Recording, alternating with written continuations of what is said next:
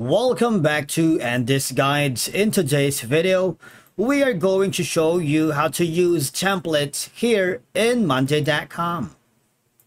Let's begin.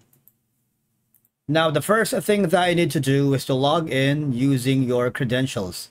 If this is your first time in Monday.com, I need you to click the Get Started option. And from here, just to follow the on-screen instructions and you're good to go. Using templates in Monday.com can significantly streamline your workflow by providing pre-configured boards, dashboards, and automations that fit common case uses. Now here, I'm using my Andy's Guides dashboard. And for you to have a different or use templates in Monday.com is a straightforward process because all I'm going to do is go to the add view. You see there's a lot like table, Gantt, chart. I'm gonna remove this one so we can have a better view of file gallery, form, blank view.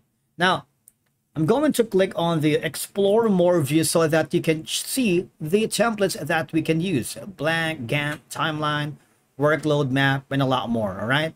Chart, calendar, form, pivot, Kanban, and sales pipeline, all right? So road mapper, tracker, and velocity.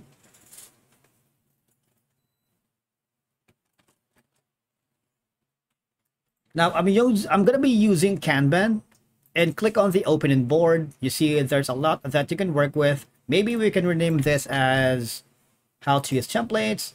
You can resize this, all right? There's a lot that you can work with. You can change the theme colors. Here, you have the cogwheel icon settings wherein you can have the different statuses, like for example, task, subtask.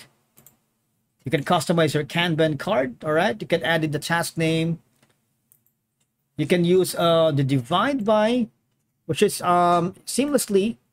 You can access these templates and of course use that to automate your workflow because templates, I believe, helps you maintain consistency across projects by providing a standardized structure using the same format. If you're not happy with that, go again to the explore more views, so that you can use templates to ensure that boards are set up in a uniform way.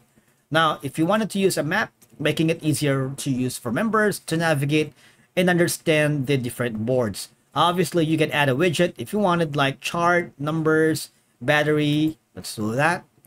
Now, it allows you to have a rapid creation of new boards with pre-configured structures, columns, and automations, saving you time and would otherwise be spent setting up from scratch. That's it for today's video. Thank you so much for watching. We will see you again in the next one.